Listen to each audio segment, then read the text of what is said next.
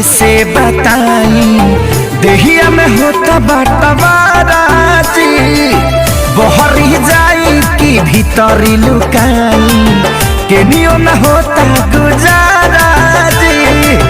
माई रे माई ना छोड़ सा दोनों भाई चोली रंगा गइल पानी में हमर सैया जी डालस बनानी में छोटका देवरा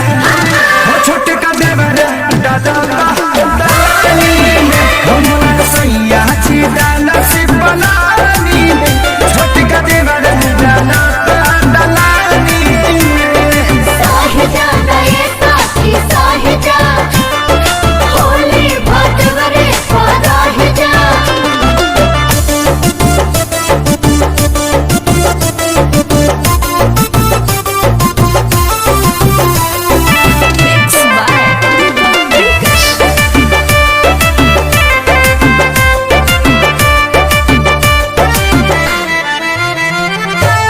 दहिया मर गईनी रंगवा से भर गईनी डबल मरद के फेरा में पड़ गईनी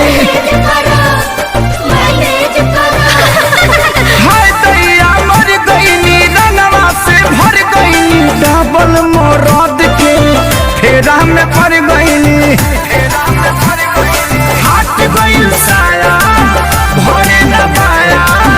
दाग लगा देले बड़े साजवानी में हमर सैया जी डालस बनानी में छोटका देवरा दलानी में हमर सैया जी डालस बनानी में छोटका देवरा दलानी में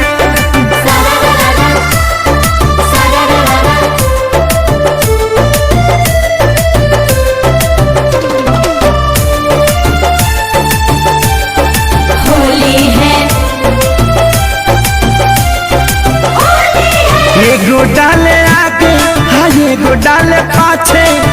कौनो जगह ही हमर खाली न बाचे एगो डाले आगे